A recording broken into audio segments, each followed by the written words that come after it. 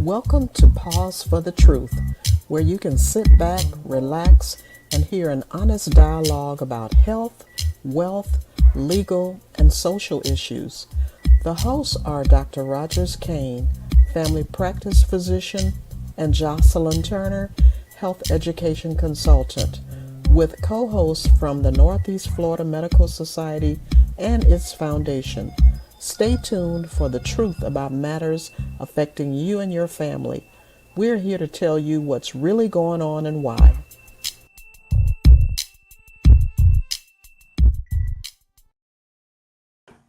Good evening and welcome to Pause for the Truth. I am Jocelyn Turner. Oh my goodness, it was a beautiful day in Northeast Florida. The weather was perfect. Dr. Kane, we've had conversations in the past about the weather, but this was actually my absolute favorite today. What about you?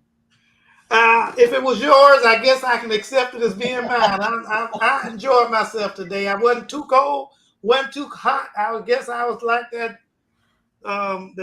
Goldilocks story, just right. I know it's like, although I appreciate wearing coats and gloves and that kind of stuff, oh, it felt so good not to have all those clothes on today. You know what I mean? It really did. And just to be frigid, getting in the car and, we talk about leather seats in the summer, but leather seats any time of year, any extreme temperatures to me is still bad. But enough about me. So excited to have my friend who I just admire the work that he's doing in the community.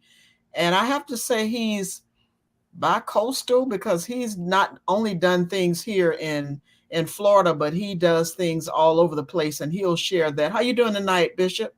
I am fantastic and just honored to be here with both of you. Thank you so much for the invite.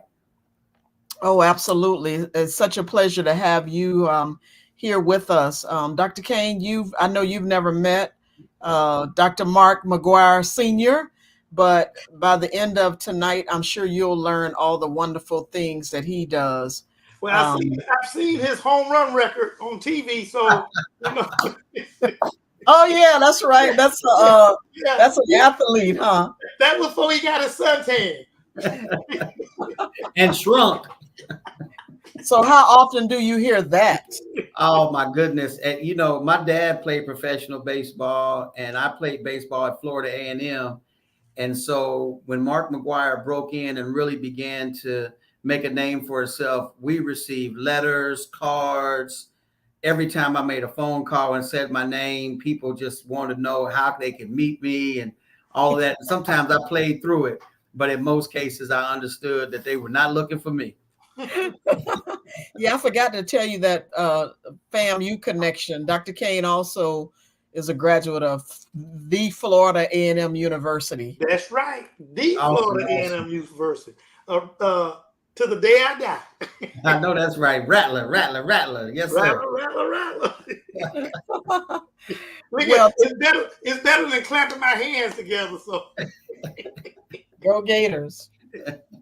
Anyway, we are, I'm excited about tonight's topic. So much is happening with our youth, not just here in Northeast Florida, but all over. So whenever we have the opportunity to hear and learn from others, some of the things that they're doing, it's a good night, right?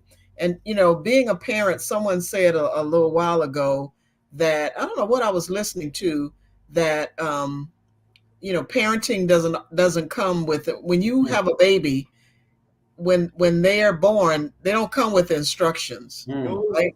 You've got to figure out how to parent them. I remember teaching parenting education, and the folks used to say, Jocelyn, how could you teach parenting when you've never had any children? And I told them, I said, but I've parented other folks' children, and I am telling you what the experts say, and even some parents.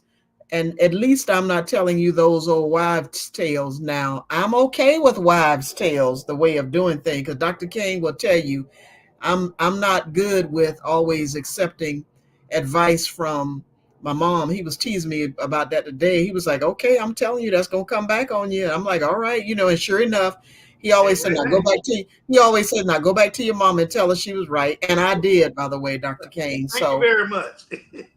but You made anyway, her day. You made her day. Trust me. but anyway, Bishop, it's so much happening to our youth nowadays. It's Hey, Miss Turner, can I interrupt you for a quick second? We uh-huh. are expecting another guest to join. I just wanted to make sure that you were that the audience is aware of it. Dr. Jerome Mosley will be in shortly from Bridge Builders and join us on the conversation. But go ahead. I apologize. Oh, no worries. Thank you. But so much is happening to our youth nowadays. I tell you, when I turn on the television, and when the lead in story, when they say what's coming up next, I automatically, Bishop, go and see, the profile of that kid, that youth, that young person. Who are they? In your experience, what do you think? What do you think is going on with our youth nowadays? What do you think their biggest influence? And I'm gonna stop you before you say it, by the way, because there are some people who say social media does not have anything to do with it. And that might not be your thing, but what do you think that's happening? And then we're gonna really get into what are you doing in the community to help our young people. And you're muted. You're muted, Bishop. I think you used the word already. It's influence, and influence is synonymous with power. And so, anytime you're talking about a shift, a paradigm shift, or a behavior, either from modifications or modeling, it's all about power and influence. And there's no question that social media is taking the influence, having the power over our children and our young people. I mean, that's where they are, between the TikTok, the X, the old Facebook, Snapchat, whatever it is. And they keep coming up with new ones that hang around for a minute, then leave. But mostly TikTok. I mean, right now in IG, we are recognizing that children are following these influencers. You see the name that they give the individuals who get the most followers are called influencers. Why? Because they have the power. They have the power to make the money. They have the power for advertising, and they have the power of mind setting. And that's what's taking place. The children's minds are set on the truth that they think they're getting from social media. This becomes their truth. And in many cases, these people aren't even living the lives that they're portraying. And if they are, it's not a happy life. It's not a prosperous life. It's not a life with potential. It's not a life of longevity. However, it's so right now for the millennials and those below the millennials. It's so right now. It's so fascinating that they want to experience that immediately. And, just so happens that we had to deal with a global pandemic that did not help that situation, because it gave them more time to matriculate to these social media platforms. And in many cases, probably a 60% rise of users that weren't using it at that pace, but sitting at home all day, every day, gave them an opportunity to do it. Technology is a beautiful thing if it's used right.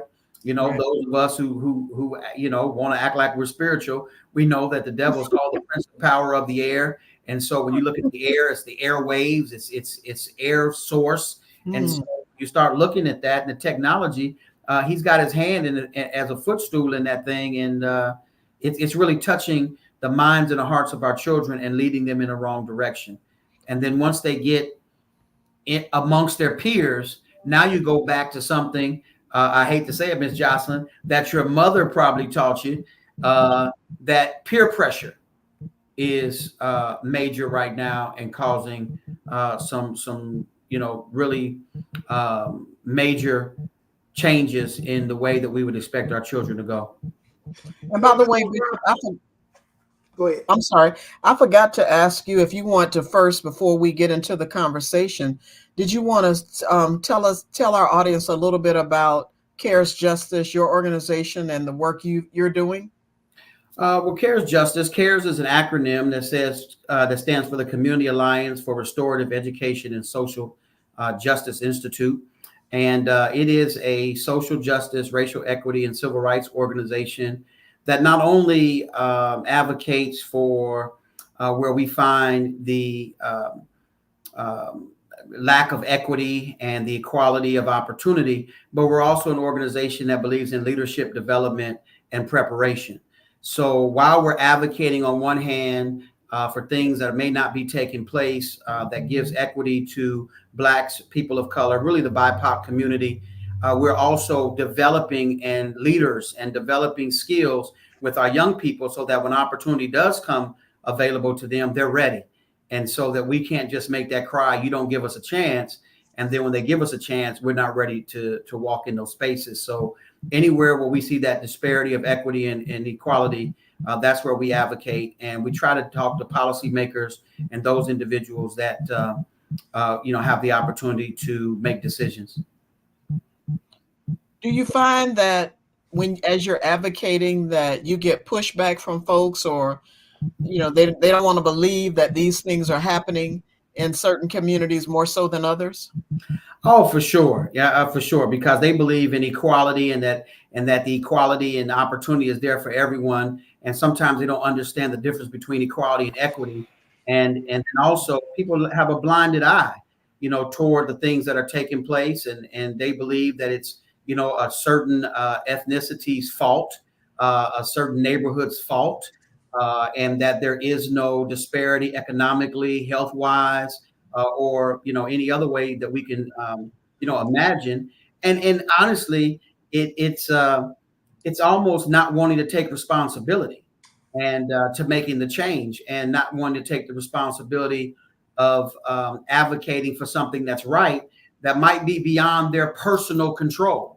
But when we look at things like racism, we can say that it's not as prevalent as it was in the 1800s, but it's probably more prevalent because it's hidden in many cases.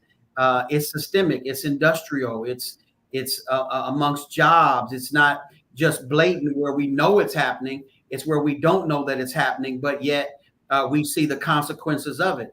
I do a lot of conversations with organizations around the country about post-traumatic slave syndrome, and people, that's not a reality, but it is a reality because the anger and the aggression and the trauma induced thinking and consequences from generation to generation is passed down from those things that were experienced by our ancestors. Now, we don't use it for an excuse, but we do have to recognize that it's there. And so if diabetes is hereditary, then we also understand that some of these traumas are passed on from generation to generation because they felt that, they watched that, they heard that, they saw it, the tension in their parents, grandparents, and in some cases, great-grandparents. And here's what's amazing to me. If Holocaust survivors' children, still have to deal with these issues, then how then could slave children and the posterity of those who were a part of slavery not have to deal with this systemic issue as well? I sympathize and empathize with the Holocaust survivors' children. And the president of our board is a Jewish man. He's a judge. And so we are great friends, and we celebrate each other's holidays.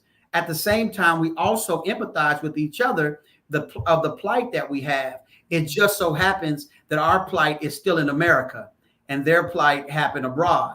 And so our fight now is for BIPOC communities in America who are still dealing with the same systemic problem that we dealt with in 1862.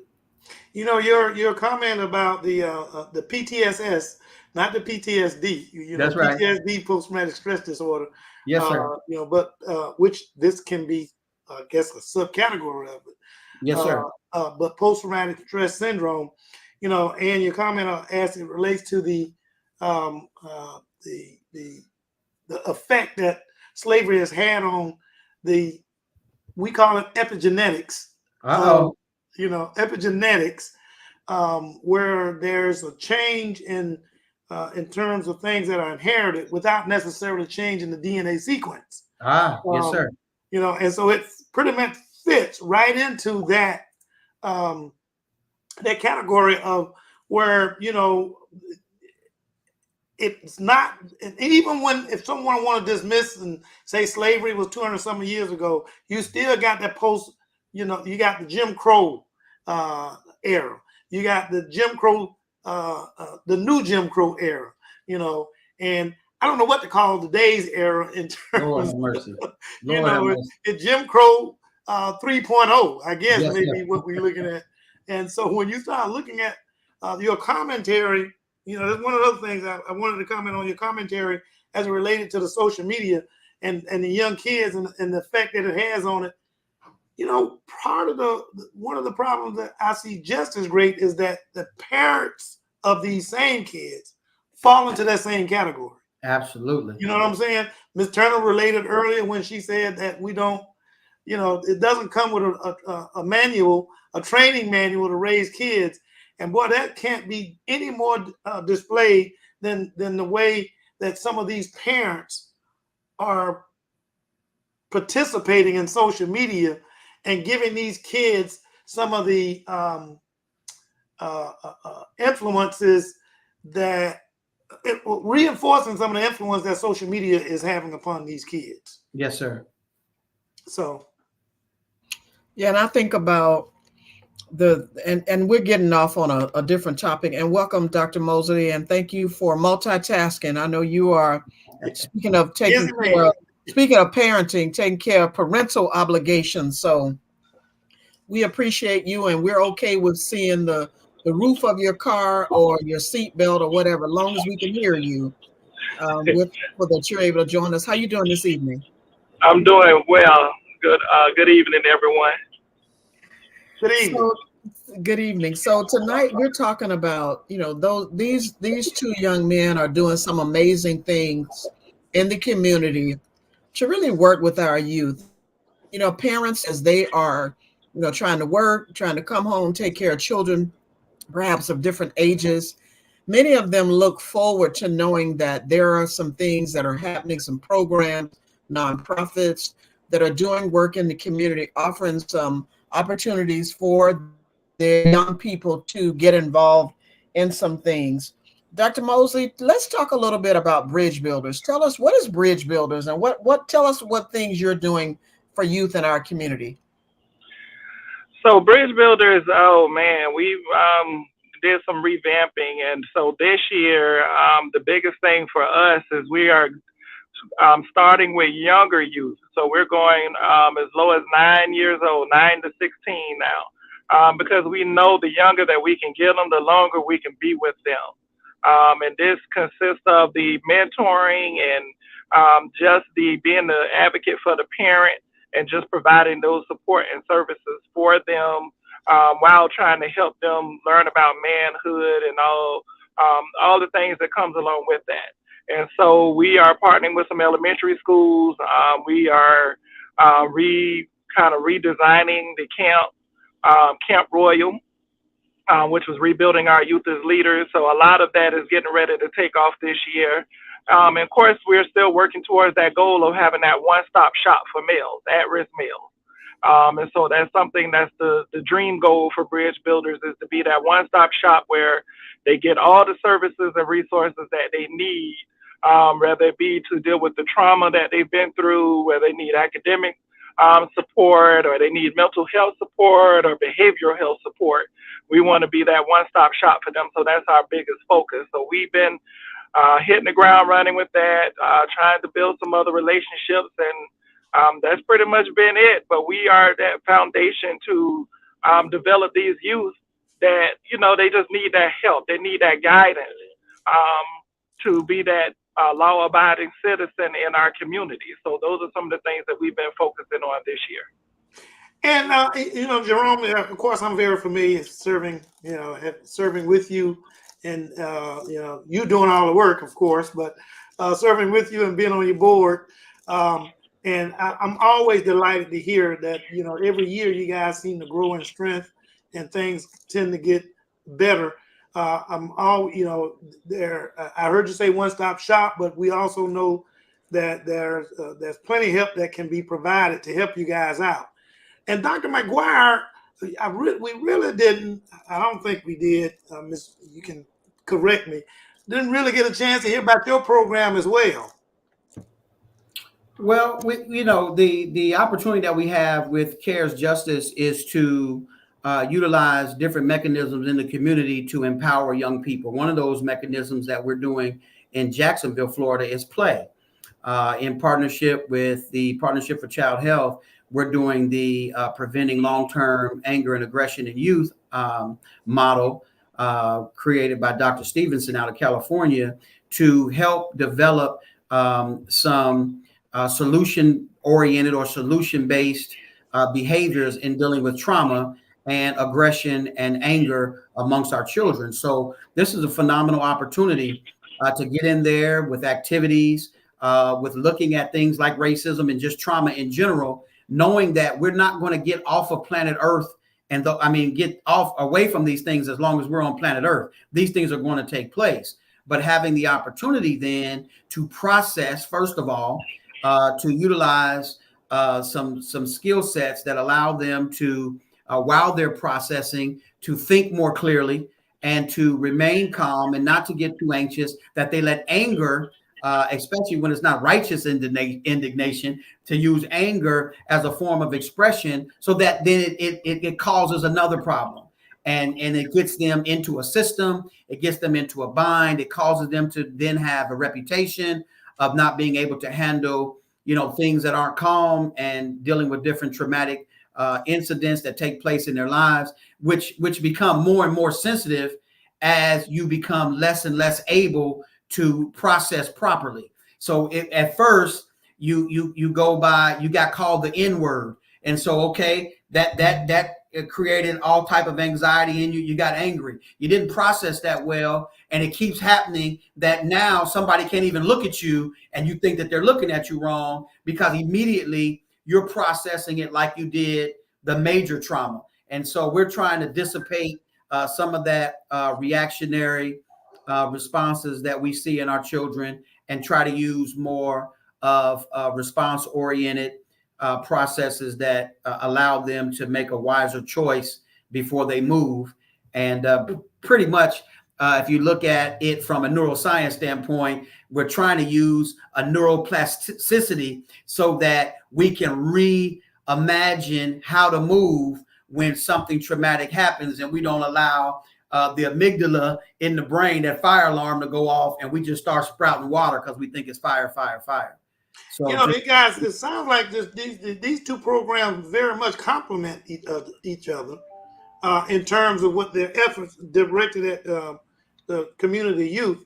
And I'm not trying to put words in anybody's mouth, but it just looks like, both of you guys are really trying to help our youth learn how to deal with the adversities that they face on a daily basis, and then try to prepare themselves for the adversities they may see and encounter as they grow older, and not being distracted by, again, as you say, social media and or the promise of some immediate rewards that young folks tend to look for. Yes, sir. And one thing I like that Bishop is doing is he's using boxing as an activity. So you can imagine if young people are boxing, and they may get a little more aggressive with, in the boxing, like, no, that's not really what you should be doing right now. Like, you may have had a bad day and you're going to get a little bit more aggressive with your boxing. And then after the activity, whatever activities he plans with them, then they get a chance to go through the sessions. Am I right, Bishop? And really start dealing with anger management and that type of thing. You're muted for some reason, Bishop. Yeah, that's exactly right. And what we do is we use the punching bag not as people, but the issues that have arisen. And so not being listened to, let's punch it out. Let's knock it out. Feeling abandoned, let's knock it out. Someone calling you out of your name, let's knock it out. Not having the right type of ear from teachers or administration, and it got you frustrated, let's knock it out. And then when we get in class, we use the curriculum that's given and some open discussion to talk about, well, what's the best way to handle this? What's the proper way of dealing with this? What's going to get you the consequence that you're really aspiring to get? Knowing that if you handle it the way you've been handling it, or if you handle it the wrong way, you're going to create a whole nother stream of problems that weren't even existing when the trauma approached you. And so, just kind of leaving it, light enough to where they feel good about sharing, but strong enough that they leave empowered and have some transformative thinking and trying to do something that's dynamic. So when they leave us, they're not exactly the same each week. Thank you. Dr. Mosley, were you going to say something? I love the concept. I mean, we definitely follow the same concept with what you're doing, Dr. McGuire. And I would love to touch base with you to see how we can partner, because we're always trying to expose our youth to different approaches to dealing with their trauma. We are real big on them learning about conflict resolution, and we approach them in similar ways, like the boxing that you do. We do outdoor skills, and so they learn about camping and things, and we capture them. But at the same time, we teach them leadership, and we are dealing with youth that have anger problems, or at least think they have anger problems, and then we work with them, and the times we have them out, we don't even have any issues with them dealing with their anger. So we give them different scenarios, the same, but I would love to work with you to see how we can connect with our youth. So if you're just joining us, we're talking about, those positive community programs that are working with youth to help them thrive. Joining us this evening is Dr. Mark McGuire, Senior. I can't leave off the senior part, because there's a junior out there wondering, like, we're not talking about me, we're talking about senior. And also Dr. Jerome Mosley, really doing some positive things for youth in our community. Dr. Mosley is focusing on young males, and Dr. McGuire, I think your programs are for males and females. Am I correct? That is correct. Yeah, because we can't leave the young ladies off. And I say that because of some issues that young men have, are related to some of the things that young ladies do. I remember one of my friends, when her son was falsely accused by a girl, because she was in middle school. He was in middle school, of touching her inappropriately. And she just did that because he didn't like her. He didn't want to date her. Didn't want to be her. You know what I mean? You think about those things, how that could have impacted him long term, right? Had his parents not been active in the schools and the administration knew that's not true. And fortunately, her friend, I'll never forget this story. If my friend is listening, she probably says, "Oh my goodness, I can't believe you remember that story," because I just think about the long-term negative effect that could have had on that young man had he not had those champions and advocates who believed, and also the young lady's friend who spoke up and said, he didn't do that, right? So the young girls sometimes, we always look at boys, but girls can also, do some awful things.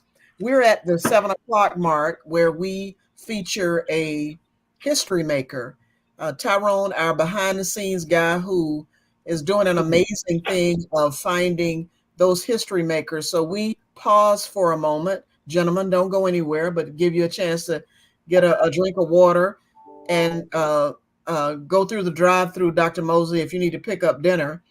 But we're going to take a moment. Tyrone, and you can go ahead and cue up the History Maker Minute. Hello and welcome to Pause for the Truth's History Makers Minute, January 23rd, 2024. As we reflect on the past and present, it is important to recognize the people who have made significant contributions to America and the rest of the world.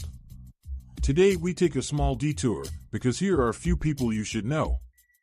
By understanding the journeys of these history makers, we gain not just pride in past accomplishments, but also valuable blueprints for future success.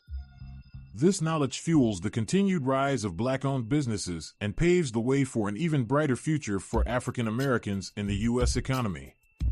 There are many successful Black-owned businesses in the United States. Here are some of the biggest Black-owned businesses in the U.S. 1. Worldwide Technology, Inc., founded in 1990 by David L. Stewart, This company is a leading technology service provider that offers innovative solutions to clients in the public and private sectors. 2. ACT1 Group, founded in 1978 by Janice Bryant Howroyd. This company is a global leader in workforce solutions, providing staffing, human resources consulting, and other services to clients around the world. 3. Bridgewater Interiors, founded in 1998 by Ronald E. Hall Sr. This company is a leading supplier of automotive interiors to major automakers such as General Motors, Ford, and Nissan. 4. Radio One, Inc., founded in 1980 by Kathy Hughes. This company is the largest African-American-owned broadcasting company in the U.S., with over 50 radio stations in major markets across the country. 5. The Anderson Dubose Company, founded in 1983 by Warren E. Anderson and his wife. This company is a leading distributor of food and household products to McDonald's restaurants in the U.S. 6. BET Networks, founded in 1980 by Robert L. Johnson. This company is a leading provider of entertainment, music, news, and public affairs programming for African Americans and other audiences. 7. Ariel Investments, founded in 1983 by John W. Rogers, Jr. This company is a leading investment management firm that offers a range of investment strategies to clients around the world. 8. One United Bank, founded in 1982 by Kevin Cohey and Terry Williams. This company is the largest black-owned bank in the U.S., with branches in California, Florida, and Massachusetts. 9. The RLJ Companies, founded in 2004 by Robert L. Johnson. This company is a holding company that owns or has interests in a diverse portfolio of businesses, including hotels, real estate, financial services, and more.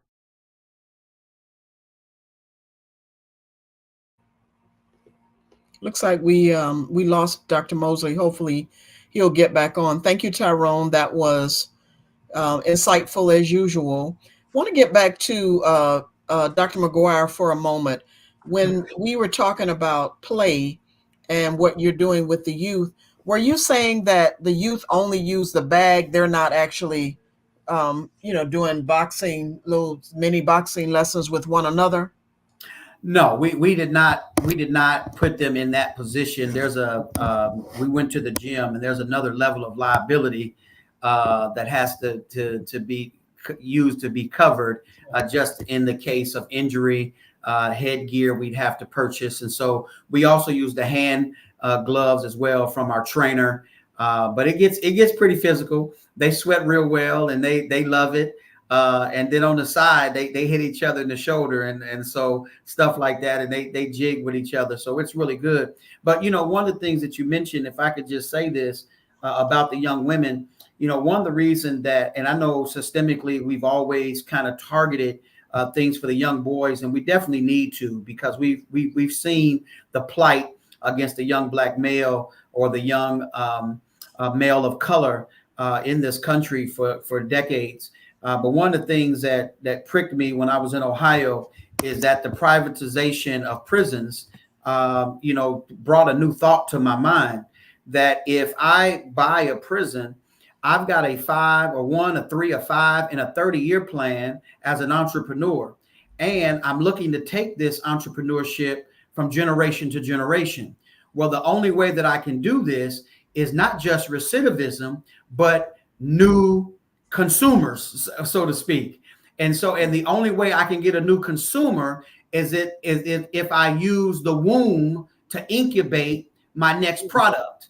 And so now it's not just the young black male that is a target for this systemic cycle, but it's the young black female's womb that they're after. So let's give them more incentive to have babies that the fathers can't live in the home. Let's give them more money for the more babies that they have. Let's give them insurance. Let's help them become CNAs. Let's help them produce and progress as a single black or woman of color who continues to have babies, because the percentage says the more babies that a young woman has that has no father in the home end up with a less level of education, which is then the catapult or the impetus of incarceration.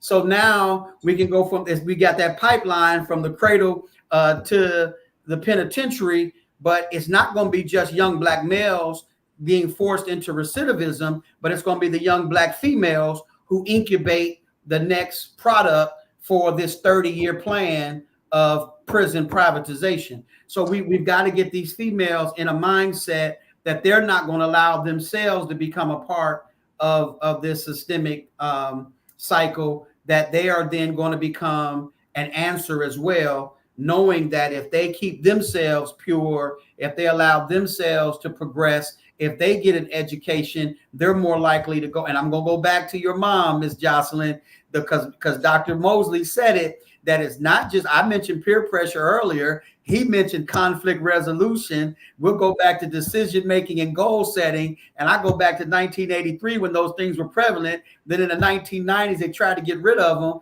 and come with all this other mumbo jumbo. But when it's said and done, Dr. Kane, Akeem Olajuwon and his pivot is what got him into the Hall of Fame. It wasn't shooting 3-point shots. So basic fundamentals come back into play. And I think those are some of the things that we also introduce with play when we get into our curriculum. Let's talk about goal setting. Let's talk about decision making. Let's talk about peer pressure. Let's talk about crisis resolution or conflict resolution and crisis solutions. How do we do that? And you can't do that if you're just full of anger and reacting out of the anger. If you don't process properly, you can't think properly. I just want to piggyback on that. I'm sorry, Dr. K. I just have to say this. No question, just a comment. But Dr. McGuire, when I found out that prisons were privatized, that messed me up, because I felt something at that moment that they're going to come and get prisoners from our communities. I just had to, it just messed me up when I think it was Correction Corporation of America. I was like, what? Yeah. Well, I like it. Affiliated with the government, and to see that was frightening. I wanted to piggyback on that because in addition to what you said, Ms. Colonel, when you start looking at the people that invest in those prisons are also the people that help our government, supposedly in the government, senators, representatives. These guys have a stock into those prisons, and so they advocate filling those prisons with, especially with people of color. In addition to, filling them with black women, they especially, filling them with black males. But in addition to filling those prisons with black women, we also see where they create a sub-slave class of individuals. When you're keeping them down to, and no disrespect to CNAs or CMAs or anybody along that line. But when you have young ladies who can be so much more professionally, and I'm just speaking to young ladies because you did, Mr. McGuire. I mean, Dr. McGuire. Speaking to them in particular, they are instead of being some of those decision makers, they just have to work along with the decisions that are made on their behalf and go and do the manual labor that they don't want to do themselves, or they don't want their relative to do themselves. It goes back to the slave subculture and slave mentality, where if we can just keep them clueless, poor, and we can keep them working as if they're clueless and poor, then that's the great amount of physical labor that they can provide to society and not be rewarded for it, not be rewarded properly for it, okay? And sometimes not be rewarded at all. They just get penalized. And so I think it's very critical that young ladies, we already know where young boys are going, and not diminish that because we've talked about that on multiple programs. But some of these young ladies, they get trapped into that conundrum where they cannot move forward in life because they got to work to take care of their babies. They got to work to pay their rent. They got to work just to make ends meet, and it's never working enough. So they work 2 and 3 jobs at slave wages, be quite frank with you. They used to just feed, as slaves, they used to just feed us, and house us, even though under very poor conditions. That's not changed. We still get fed under poor conditions. Got to eat this crap at whatever these fast food restaurant and things that are not good for your health. And then you got to either find a place to stay that's not very, very conducive to the raising your families, or you got to stay with your mom and dad. And so that slave mentality, as it relates to the slave owners especially, that slave mentality has not gone anywhere. In fact, is enhanced with what we're seeing today, because now they can pretend to pay you wages for things that you do, but not reward you for your actual contribution to society. And that's why Dr. Mosley is so key, because not only are many of these young mothers underemployed and then kept in housing situations that, like you said, aren't conducive for raising family and getting rid of a mentality, but they're unable to parent at the same time. And then they're penalized if they bring a male in the home who can help discipline the young boys. And so now we got a generation that's just running rampant. And if it's not for Dr. Mosley and those programs and those particular ministries, then they just falter. And that's why not only with Partnership for Child Health, but of course with the Potter's House, where I'm director of outreach, but also with FASI, Families of Slain Children, I've partnered so that we can do as much spreading of the resources and as much spreading of the empowerment as we can to try to catch as many young people as possible and help them to become influencers in their own school. Because one thing that does influence is when someone really radically changes that individuals know, that's a light. And most young people want to know what just happened to them, because honestly, they want to be connected to something positive. But because there's nothing positive around them, they gravitate to what has power. And that's what we've got to help them to see, that change has power, and then change and power become the influence. And I just want to make sure that people don't misunderstand you. It's not just about disciplining of the males being in the house to discipline. They can help share some of those financial responsibility, where when a couple or people work together, you've seen where, I've been married years, and I did, I'm proud of my family and what my children have accomplished, but I did not do it in a vacuum. I did not do it by myself. I had a partner that helped me and helped my children to become who they are in terms of helping this household survive and looking forward to a decent future. And so there's not just the disciplinary aspect of a male being in the house, it's the contribution that they can have. But see, they don't want them in that house in terms of their contribution, because when it does happen, then they may be able to move out of that whole slave subculture that I talked about earlier. Dr. Mosley, you wanted to say something. You were itching to get in there. And I had a question for him. So Dr. Mosley, you want to go ahead, or you want me to go ahead with the question? You can go ahead with the question. So I was just going to ask, you made a decision from your organization standpoint to start earlier or younger with some people. What were some things happening with youth that you said, oh, wait a minute, we need to back up and really start working with these young people earlier than where we used to? So it's 20 years I've been in education now. And so what I've noticed is I have a trend that every time I get a kid that have a problem, or there's a lot of behavior issues, and start looking at a lot of it, what I've noticed was when I look back and I look through like the behavior history, and I look through just their prior history in education, a lot of those behaviors started in elementary, as early as kindergarten. And, even speaking to some daycare owners and things of that nature, they have been having issues with kids as toddlers, VPK.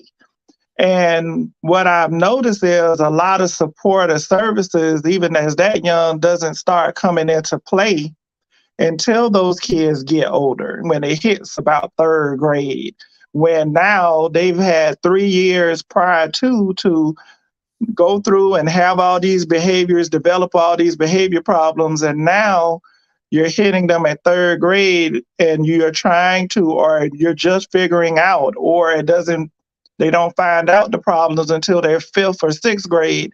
And what we notice is the longer we work with these youth, the more impact that we can be. And if we start with them younger, by the time they get to middle school and they've had a foundation with us and we provided that support, it's not a harder fight with them versus getting a kid at 14, 15, 16 who's had these behaviors for 15 plus years. And now we have to go through more processes to try to break them down and get them to understand they need to change this behavior. We need to help you go through and get through that trauma first before we can even help find what your talent is. And every kid, I always say this, every kid that has been a behavior problem or has gotten in trouble, something has happened in their lives, something changed them, some type of trauma, a learned behavior has caused them to be that way, but people give up on them so fast. And that's where the problem lies. We give up once they hit a certain level and they do certain stuff. Oh, we need to give up with them. There's no hope. But that's not the case. They just need more guidance and more attention to support and deal with the trauma that they're going through. Once you break through that trauma and you capture their attention, now they can change. And that's what made me want to start younger, at a younger age, to be with these youth longer. Thank you, Dr. Mosley. We have a question.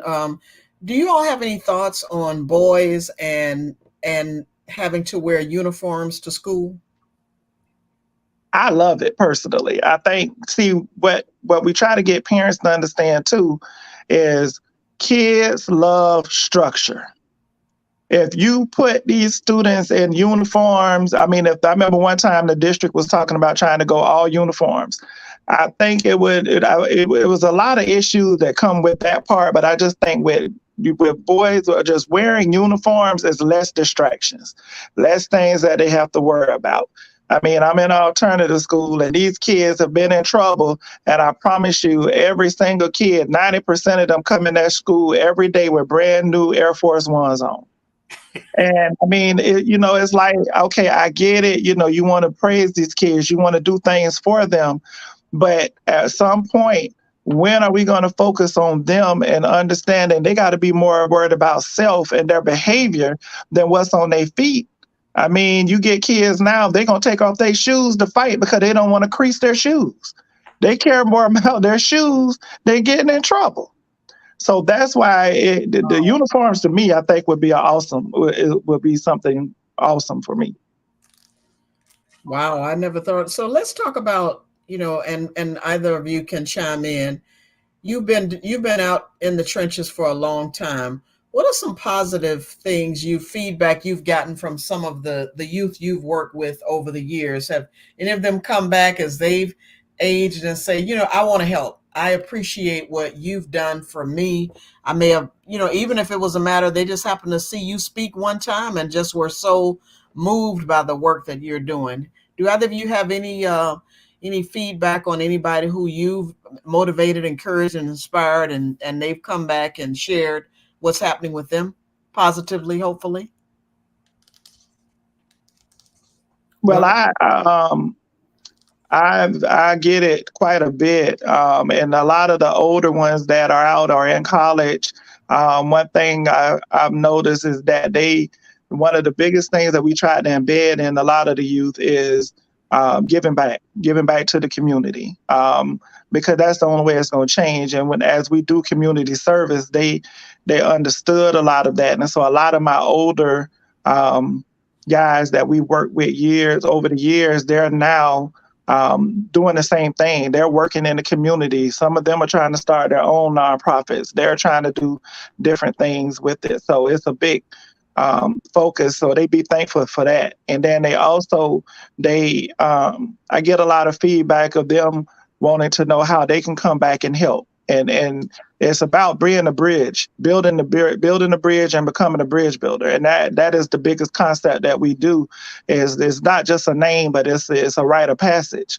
So you learn all these things, and then you become a bridge builder. And it's a poem tied to that breaks down and it talks about that. And the whole concept is you go learn and then you come back and you build that bridge to make it a little easier for the next person to get to another level, or to learn that we all got to help each other. We have to lift as we climb. And so I do see a lot of that and get a lot of that from a lot of the young men that I've helped in the past. Boy, say it again. You have to lift as we climb. And I won't say so many, I'll say some people, they'll say, I was in that environment. I don't want to go back there. But, sometimes you have to, right? Maybe not saying you feel comfortable walking the streets, but you find the nonprofits such as yours and say, what can I do to help? And I do want to make sure that we talk about that a bit before we get off, for you to share with our audience, what are some ways they can support the work that you all are doing? Well, but Ms. Turner, before you go, I'd like to hear what Dr. McGuire also has to add to the same point that Dr. Mosley did. Well, I probably just have to echo what he said. I think there's three tiers. You got the young people who were able to gather the information and benefit from it. They're very appreciative and very thankful, very grateful.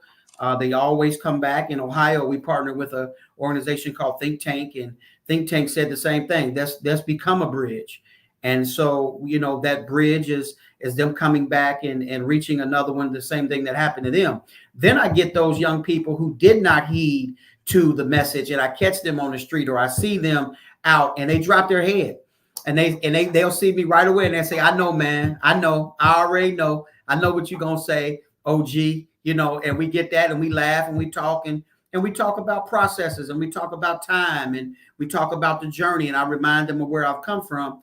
And then, probably the most prominent are those young men who are incarcerated, who write back, who reach out and say, I'm so sorry I didn't pay attention. Please don't stop, Bishop. Please don't stop, OG. Please don't stop doing it, because if I would have listened, I would have gotten away from this situation. I wouldn't be where I am now. And some of my peers who are out, they listen, even though they might not have gravitated to all the programs and wanted to be a part of everything. They heard enough to make that shift. And so even those young people, that's a blessing to me, because it lets me know that the voice is being heard, that the work is not in vain, and that even from those rough places, they're crying out and say, hey, save another brother of mine. I can't let it pass without at least saying the role that, because these guys are really out there on the front line early on in life. And even though we see it at a little bit different level, that the role that Northeast Florida Medical Society has played in terms of some of those youth who have chosen to go a different path, who have chosen to try and move forward in life with their education and so on and so on. The feedback that we get from those guys, just that the fact that there are people out there that care, when we can deliver and help them with scholarships, or just giving them counsel, or just giving them an opportunity to see other professionals in action. And I said all that not to tout the achievements of the medical society, but more to say that I want those professionals to become involved in organizations like what these two gentlemen are a part of, or have instituted in our community, to get right there on the front line. As much as I appreciate the scholars and the scholarships that the medical society has served, I also still can appreciate that we still got a lot more work to do, and especially at the ground level, in terms of, some of those kids that we serve, we just helping them to the next level. Next level of achievement, for which a lot of them have done quite well before they even get to us. And we try to help them with the next level of achievement. But these gentlemen are just trying to get them to the level that we're trying to help them move forward at that point. Beyond looking at what kind of scholarship they can get off to college. You guys are looking at getting them out of grade school, out of middle school, out of high school and get them to us to help assist them and move forward in life, for which we are proud and happy to assist. But they got to get to that level, and we are not, and I'm not poo-pooing our organization, but we're not down to that ground roots level that you guys are doing. And I very much appreciate what you guys do on a daily basis with the struggles that we have with our youth and in our community. I think the greatest thing that I take from it is when they just talk about how much we care and love them. And I think that's been their motivation, knowing that somebody cares and loves them. And I think we've all heard the old adage, people don't care how much you know until they know how much you care. And they rather have the care than the information. And so, and then our job is to allow them to be exposed to things that are possibilities, because people can't dream beyond their exposure. If I've never seen it, I can't believe I can attain it. And so our job is to just also to bring exposure. So again, for the work that Dr. Mosley does and just all the things that I've been a part of, I'm very fortunate that God has given me another chance to take some of those experiences that I had and move them in a positive direction. I saw somebody ask about dealing with parents, and I did want to say that we've partnered with FOSSI, and we do have a family stability model here that will start again on February 28th that will really help those fathers and mothers that are raising children, and even those who have been victims of violence and gun violence and even death, to cope and to move forward with workforce development, as well as some life skills that will allow them to be fruitful. So we're at the end of the podcast, but before we end, I would like to ask that you really talk about, take a few minutes and talk to the audience with an impassioned plea of how they can support you and the work that you're doing. Nonprofits make such a big difference in our communities. They don't get the level of funding that corporations and for-profits get. So how can they reach out to you, contact you, and support you? Dr. McGuire, I'll start with you and the work that you're doing. First of all, get us participants. Bring us those people that need the empowerment. That's why we're here. Get folk to sign up. Don't be afraid. Don't let pride get in your way, because we need warm bodies in order to change the community. This is all about transformation and dynamic services, but they're no good if nobody shows up. Secondly, we're a 501c3. So you need that tax write-off just as much as Donald Trump does, just as much as the owners of the Jaguars need that tax write-off. So donate to us. Use a mechanism that's out there. If it's KHA, if it's Partnership for Health, if it's United Way, or directly with us, we need that. And if you have resources that you can lend to us to help empower these families, then come on and partner with us, because, hey, you heard it. It takes a village to raise a child. And how do they reach you, Dr. McGuire? If you want to put it in the chat, or if you want to say it, or both, then we will make sure that we get that information to you.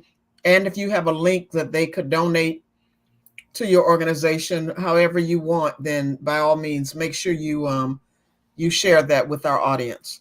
If you want to hit me right away, just bishopmark24@gmail.com. I'll put it in the chat.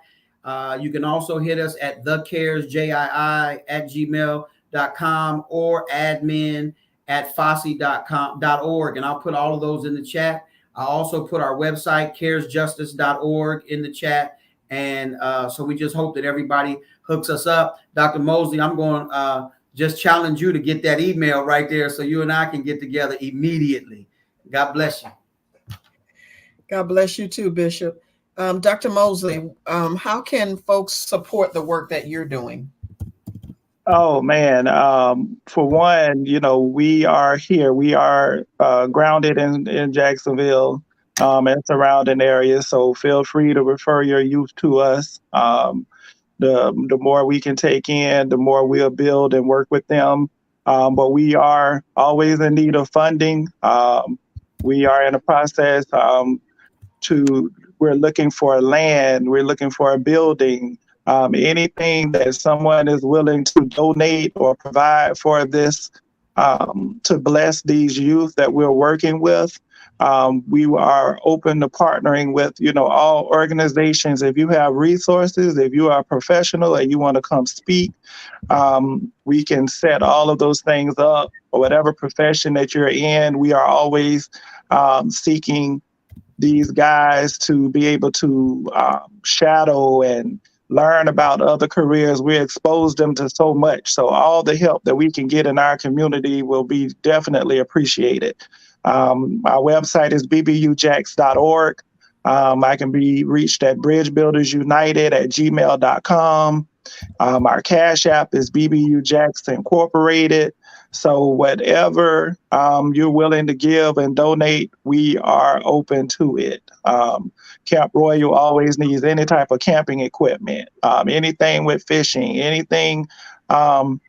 Even if you want to donate an old car, we teach these kids some of everything. And so the concept is just we're building them from the ground up, and we use all these resources for that. Everything we do is for them. And so anything that you're willing to give will be greatly appreciated. And we're here for our community and to continue to be the village in our community. Thank you, Dr. Mosley and Dr. McGuire. But before you guys get off, and before I make any comment, there are two questions that were posed to us, and I'd like to see if we can address them. The role of mandatory after-school enrichment, what role did that play or would play with what you guys can either accomplish or recommend, or is that a good thing? And also comment on the all-boys schools and or all-girls schools in the African-American community. So after-school programming, was the question is how do I feel about it, or what? Whatever how you feel about it, and what because you guys out there on the front line, so we do want to know how you feel about it. Because if it's worth it, fine. If it's not, then maybe we need to help and nudge or encourage our school board to do something different. Okay, so from my perspective, I know you, because of your position, I understand a careful answer, but go ahead. Well, I'm gonna be transparent. It's for my community. I think the programs out there, they are good to a certain point. Do I think it needs to be more? Do some of them probably need to stay open later? Yeah, probably. The focus more intentional. I can't, I don't know what every single program is doing, but anything that keeps our youth out the streets is a positive for me. And I know with the lack of, we don't have a lot of the community centers like we used to have. So the after school programs is what we lean and depend on. So I won't knock them, but, I think more can be done. More opportunities for our youth. We need to become more of a team-friendly city.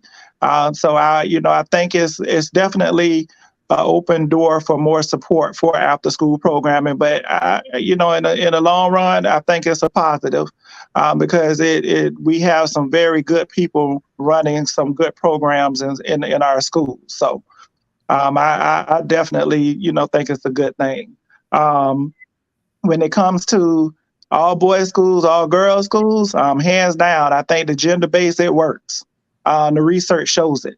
That's one of the reasons, I feel that there is a need. There is a need for all male school that provides all the resources that they need, from mental health to social ability, but also working with the parents. That's the key. Whatever we do, we got to have the parents involved in it. But I think gender-based is definitely here to stay, and it has been proven to be effective. When you look at some of the programs that we had, there was some success in it. Now, does it need to be promoted more? Yeah. But I think it's definitely needed. Pay School for Girls has been around for years, and it's been a pretty successful program, and it's still growing. We don't have an all-male boys' school in Jacksonville, more or less. There are a few in the state of Florida, but Is there a need for more? Most definitely. Most definitely. Dr. McGuire? Well, I think, he hit it all on the head. I think the only thing that I would even add, I don't even know if it's an addition to the after school programming. I think maybe Duval County and maybe some of the other school districts could partner with some nonprofits and allow them to utilize that space to do the after school programming, because it'll be a more specified and concentrated effort with those young people. I think sometimes when teachers and educators are being extended throughout those days, you just don't get their best, because they've already given 8 hours, 7 hours to education. And sometimes it's draining. And especially if there's some volunteers that are being utilized. Volunteers are normally people who have great jobs, who do a great job at a great job, or people who have retired from great jobs and need something else to do. To be a blessing. But if you can get some of that funding to some of these nonprofits, especially those that are relevant to the individuals that are staying at the after school programming, and put them in those large buildings, allowing them to use that space, because problem for us in the hood is we don't have the space to bring them all in. But if we had that spacing, then that would be great. So along with everything Dr. Mosley said, I think utilizing some of the nonprofits in the area would be more beneficial. As it relates to the gender-based education, hands down, research has shown that it's very effective. Now, here's the pastor part of me. But if you're going to have an all-boys school, then let's teach them how to be men. If you're going to have an all-girls school, let's teach them how to be women. And let's allow them to stay on that track. Because when we start doing something else, then we've diverted attention, we've averted identity, we bring in crisis and trauma, and we bring in some issues that I think really, number one, it causes them to lose focus on education. And then number two, it might increase some other levels of trauma that are not necessary. So again, this is the pastor part of me. So if you're going to call it all boys, then it's all boys. If you're going to call it all girls, then it's all girls. And we're going to teach the girls to become what? Women. And we're going to teach the boys to become what? Men. And if that's not the identity that someone wants, or that's not the track that someone wants their child to be in, then you don't utilize that educational tool. But let's stay focused inside of those particular gender-based educational institutions, so that we don't cause confusion, whatever that confusion might be. And leave those politics out. And leave the politics out. Yes, sir. Ms. Turner, I guess it's my turn, because you're going to hit me up next. Well, also before we end, Tyrone, our technology guru, is at it again. He found something else that he wanted to quickly show us before we end the show, and then you can say your final thoughts, Dr. Kane. Go ahead. Amidst this sea of opulence and resurgence, a stark and unsettling fact emerges. Only 3 Black individuals found a place on the Forbes 400 list this year. The disparities in wealth are laid bare, highlighting the continued inequality in America's economic landscape.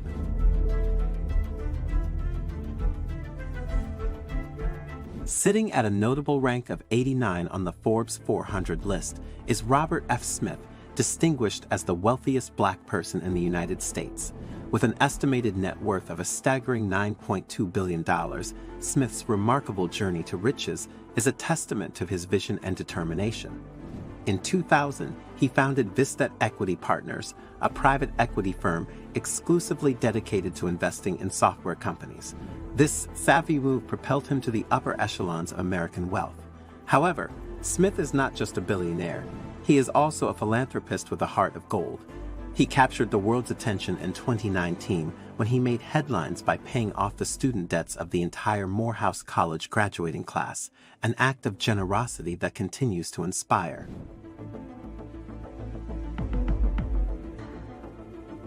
David Steward, another luminary on the Forbes 400 list, ranks at 121. His estimated net worth of $7.6 billion is a testament to his remarkable journey from humble beginnings. Born in Chicago in 1951, Steward faced the challenges of growing up in a segregated environment, often being the only Black boy in his school. Despite these obstacles, he persevered. Steward founded Worldwide Technology, an IT provider with minimal resources and just 7 employees. Today, WWT stands as one of the largest Black-owned IT providers in the United States, with a global presence spanning over 20 locations.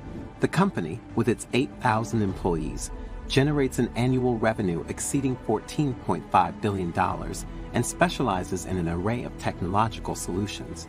Additionally, Stewart is the founder of Kingdom Capital, an investment firm with a focus on early-stage companies with technology-based health and medical solutions. He is also a published author with 2 books to his name, further cementing his status as a business luminary.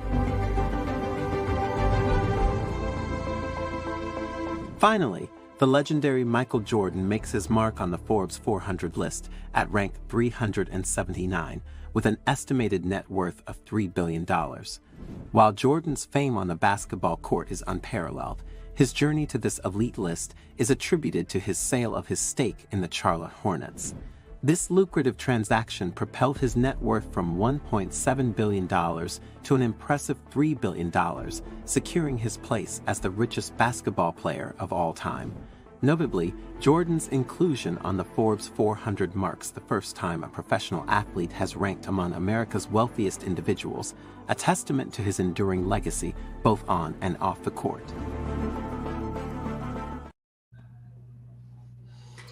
Wow. No. My time.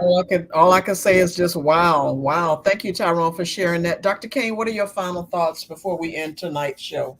Well, I want to address that last part that Tyrone put in. Well, I love the idea that we have some Black folks that are successful in their endeavors. I don't think anybody should be taking billions of dollars out of the economy because, you know, if you pay, when I say billions out of the economy, let me put it this way.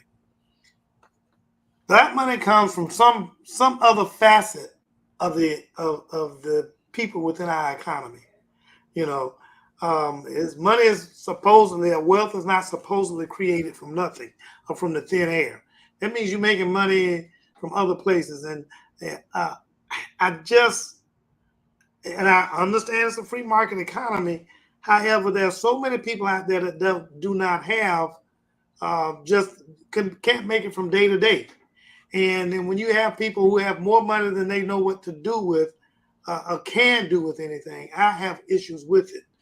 You know, and it's not player hating or anything along that line. But again, I just feel that there be a greater distribution of not just wealth, but greater distribution of the necessities in life than just one person having an overwhelming ability, in this case, more than one person, overwhelming ability to get everything they want in life and then for much further beyond.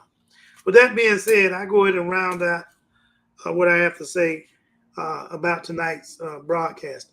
I think these gentlemen have done doing an excellent job, have done a very enviable job of trying to address the needs of our community.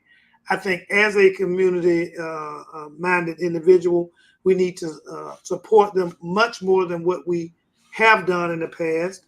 I think even those billionaires that we talked about, granted, they paid off whatever it was at Morehouse, but there's so much more you can do with the amount of monies that you have. You know, and again, not poo-pooing what he did at Morehouse, but I do want to get people who are those third graders, sixth graders, whatever it may be. I want them to at least have an opportunity to get to Morehouse. And so we need to infuse those kind of monies early on in life, and early in the education of our youth. You know, I think these after-school programs, while they may be enviable in terms to a degree, in terms of how they may be working, I think much more energy and effort may also need to be applied toward programs like what these two gentlemen are bringing forth. They're trying to get in there early, make a difference early, so that later in life, all these things make a difference with the individual and the community.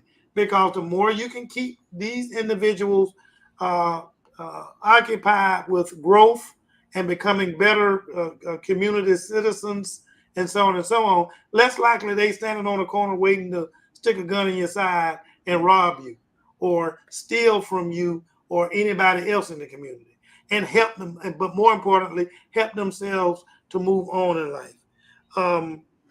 There needs to be a pace for girls like organization for boys. You know, who it is that it addresses and how it addresses, that can be worked out. But there needs to be a similar setup for that within our community.